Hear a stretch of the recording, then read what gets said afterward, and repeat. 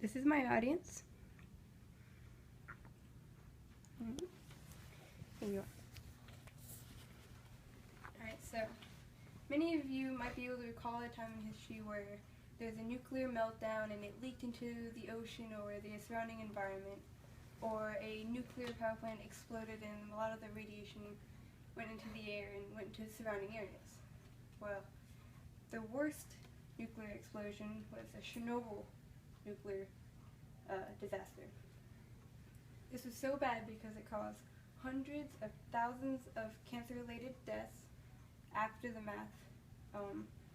Many of these deaths also included those who were staying behind to help anyone evacuate or anyone who was left behind.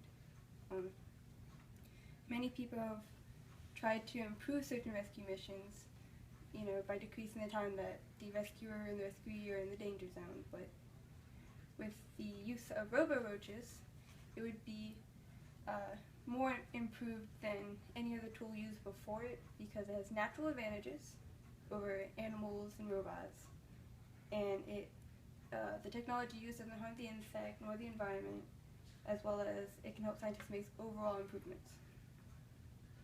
One of the biggest points is that robo-roaches have natural advantages over animals and robots. When you think of a search and rescue mission, you think of those lovable, cute dogs that have to listen for cries for help, or they have to sniff out any potential victims in a major disaster such as an earthquake. Well, they can't always get under the rubble, and if there's any chemical exposure that could harm them, we're definitely not going to put them in that kind of situation.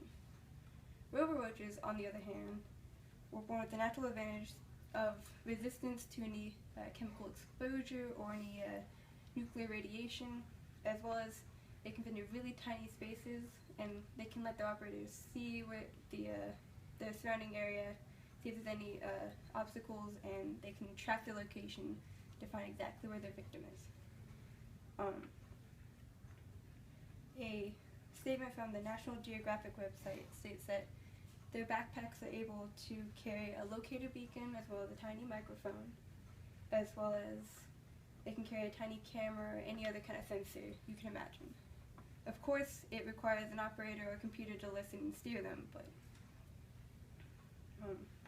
this would just help search and rescue missions, because instead of having to look through and find the victim, they can send a robo-roach in, find the exact location, and just go straight there, cutting the time that the rescuer as well as rescuee are in the danger zone. Now, some people ask if this technology harms them at all, harms the environment, and the answer to that is no.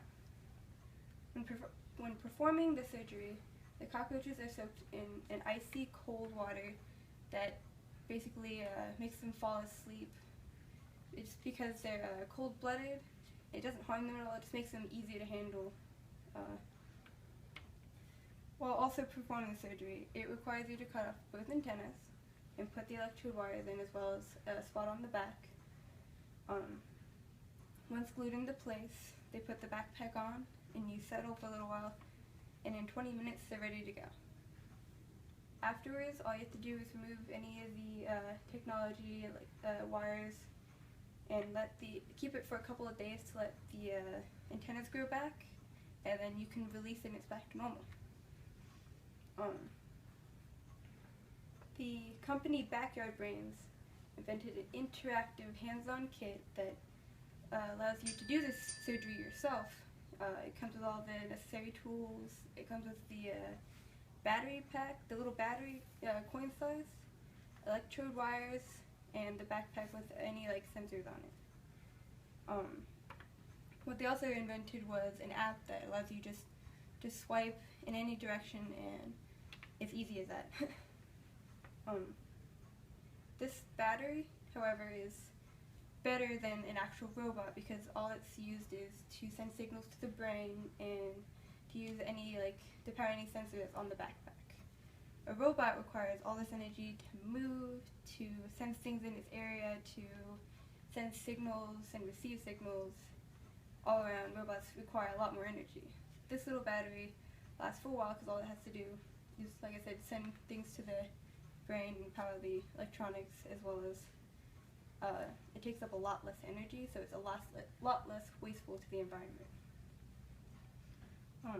Roboroaches help scientists make improvements by getting kids and the younger generation more involved into science.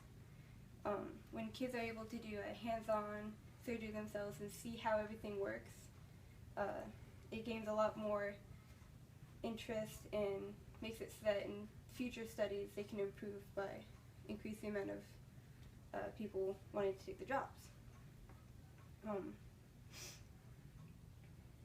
In a article named Robo-Roaches Equipped for Tricky Tasks that I found on the Academic Search Premier, the statement is, Shimoyama believes robo-roaches could one day be able to crawl through narrow pipes in factories and look for any damages that might be there, or their bioinsects could lure potential pests like locusts away from any farmer's crops into a lure nest.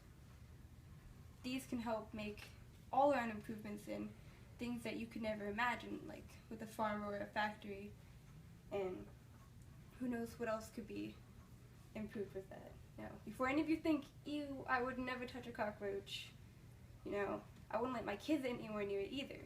Well, I would 100% normally agree with you, because I would never want to touch a bug purposely, but just think of all the lives that could be saved with these insects, or any of the improvements with like our factories and farmers, before you think ew. Overall, you know, they help search and rescue missions with their natural advantages, with being resistant to radiation and chemical exposure, and that they can fit into smaller spaces. The technology isn't harmful to the environment because it uses less energy in a smaller battery, as well as it doesn't harm the insect because they don't feel anything during the surgery, and afterwards you can release it after the antenna grows. And finally, it helps make improvements because it can help with factories, with farmers, as well as getting kids more involved in science.